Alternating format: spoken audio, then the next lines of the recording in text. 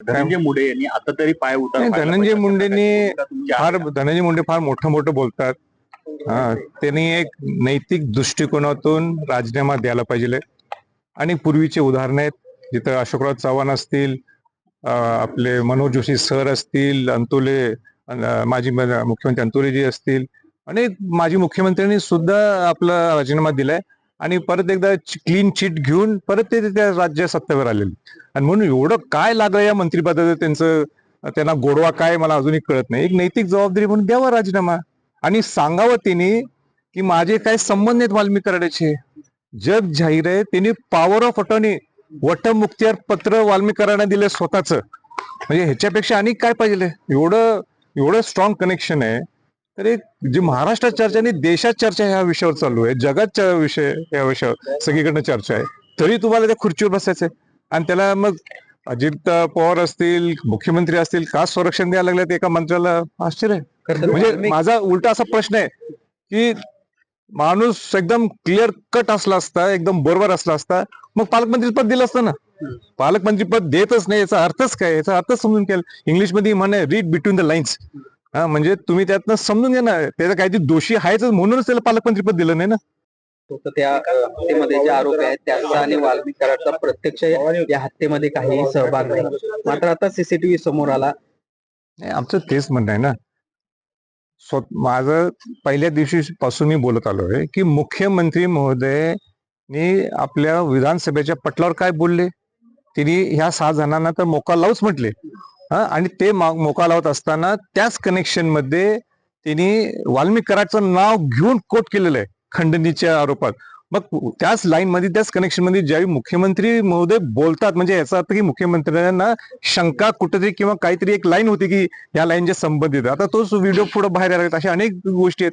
अजूनही त्या वाल्मिकी कराडला न कळत तुम्ही प्रोटेक्शन आहे. तुम्ही 302 सारखा अजूनही खुनाचा कलम त्यांच्यावर तुम्ही लावत नाही, गुन्हा नोंद करत नाही.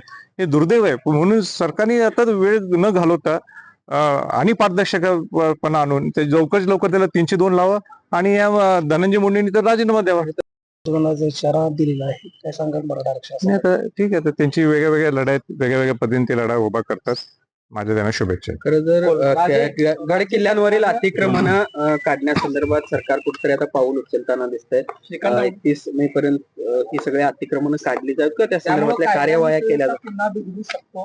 नाही, एक लक्षात घ्या, शिवाजी महाराजांचे किल्ले हे आपले जीवन स्मारक. या गडकोट किल्ल्यांच्यामुळं हिंदवी स्वराज्य स्थापन झालं. आणि म्हणून माझी सगळ्यांना विनंती आहे की जे काय सरकारने जो निर्णय घेतला, मी या निर्णयाचं स्वागत करतो. पण हे स्वागत करत असताना सुद्धा त्याची खबरदारी सुद्धा सरकारने घ्यायला लागणार आहे. कारण का मी ज्यावेळी विशाळगड अतिक्रमण काढायला गेलो तर म्हणजे माझा काही हस्तक्षेप त्याच्यात नसताना सुद्धा, हस्तक्षेप म्हणण्यापेक्षा कायदा हातात न घेता सुद्धा तिथं अनेक गोष्टी अशा घडल्या जेणेकरून वातावरण फार गढूळ झालं. आणि 2 धर्माच्या लोकांच्या मध्ये सुद्धा एक तेढ निर्माण झाला. ते होऊ नये ह्याची खबरदारी सुद्धा सरकारने घ्यायला पाहिजे.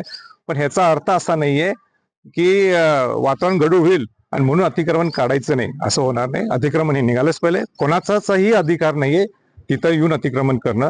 जे पूर्वीचे पासून रहिवासी आहेत तिथं, जे म्हणजे अनेक वर्ष त्या गडावर राहतात लोक, अशा लोकांचा राहण्याचा अधिकार पूर्णपणे. पण ते कुठेतरी रेकॉर्डवर पाहिजे, नोंद पाहिजे त्याची. किंबहुना रायगड सारख्या ठिकाणी सुद्धा वर धनगर समाजाचे लोक तिथं राहतात, त्यांचा रेकॉर्ड नाहीये. पण तिथं रेकॉर्ड तर म्हणजे बाय प्रेसिडेंट्स किंवा अनेक लोकांनी शेकडो वर्ष तिथं ते राहतात, हे सगळ्यांना कल्पना आहे. म्हणून ते राहिले तर उत्तमच आहे तिथं. पण बाकीचे जे अतिक्रमण आता व्यावसायिक दृष्टिकोनातून जे निर्माण तिथं झालेले आहेत, ते अतिक्रमण तिथं राहू नयेत असं माझं स्पष्ट मत आहे. पण सरकारने सुद्धा खबरदारी घ्यायला पाहिजे की जे विशाळगडला जे झालं ते विशाळगडचा परत रिहर्सल ते होऊ नये.